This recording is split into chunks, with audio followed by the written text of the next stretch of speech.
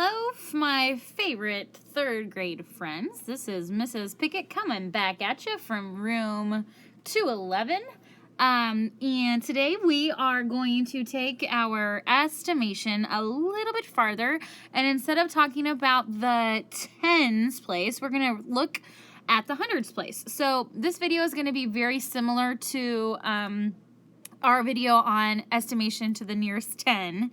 So I won't spend a ton of time on this video as it's very similar. You just really have to think about your place values. So let's just jump in and get started. Just a quick review. Remember, when you're looking at estimating a number to the nearest tens, let's talk about tens. You think you have your number, and I said I'm estimating to the tens. So you underline the number you're estimating to and circle the number that's going to travel on the hill.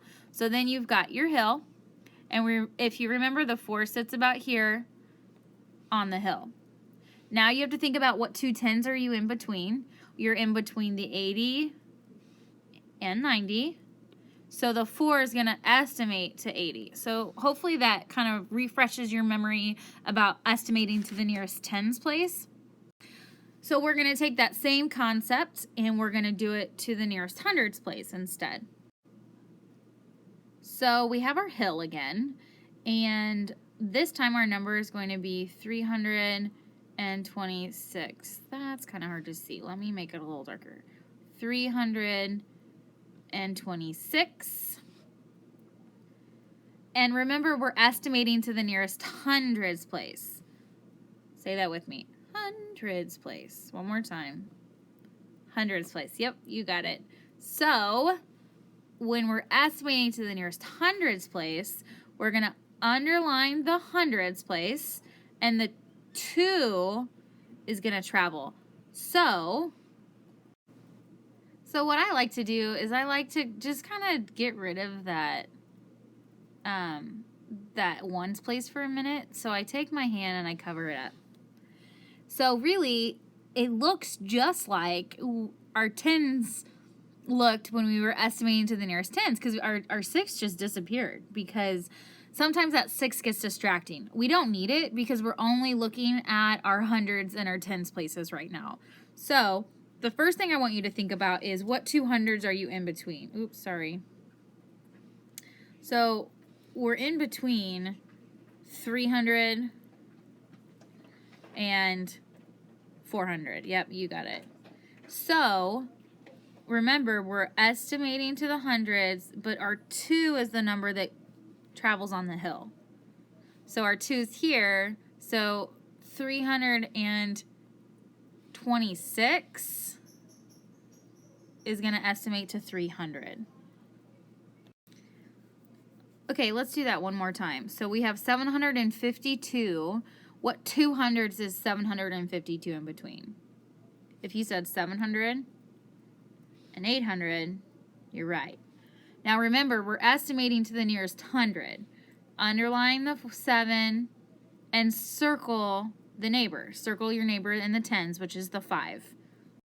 And then remember, you cover up your ones place because it just gets distracting. So what 100 is that 5 going to go to? Oops. So the 5 is at the top, and remember, when a car sits on the top of the hill, it always heads to the bigger one. So, drum roll please. 752 is going to estimate to 800. Why don't you try this one with me, and we're going to draw our mountain this time. Our number is 542, and we're going to estimate it to the nearest hundreds place. So first step, what two hundreds are you in between? You're in between 500 and 600. Again, you're estimating to the hundreds, so you underline your hundreds place, circle your 4. Cover up your 1s so you don't get distracted. Then it should be easy breezy. Your 4, I keep doing that, sorry guys. Your 4 is about here, and your 4 heads down to 500. So 542 is going to estimate to 500. Here's a bigger number, 4,291, and I want to show you what to do if you have a bigger number, but the question is still asking you to estimate to the nearest hundreds place. All you have to do is just cover up your thousands place and your ones place. So from here, you're estimating to the hundreds. So again, you're going to underline the 2 in your hundreds place and circle the 9. So then you have to think about what 200s are you in between. You're in between 200 and 300. And you have a 9. That 9 is the number that's going to travel on your hill. So the 9 is going to round to 300. But remember, don't forget to bring that thousands place back. Sorry guys, let me try and move well, my hand doesn't want to move, but so that 4 is going to have to come back. The 1 down there at the back doesn't. It turns into a 0.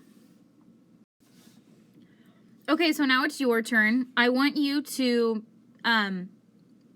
take these 3 numbers and I want you to estimate them to the nearest hundreds place. And then you need to pause the video, solve, and then when you're finished, press play, and you can check your answers.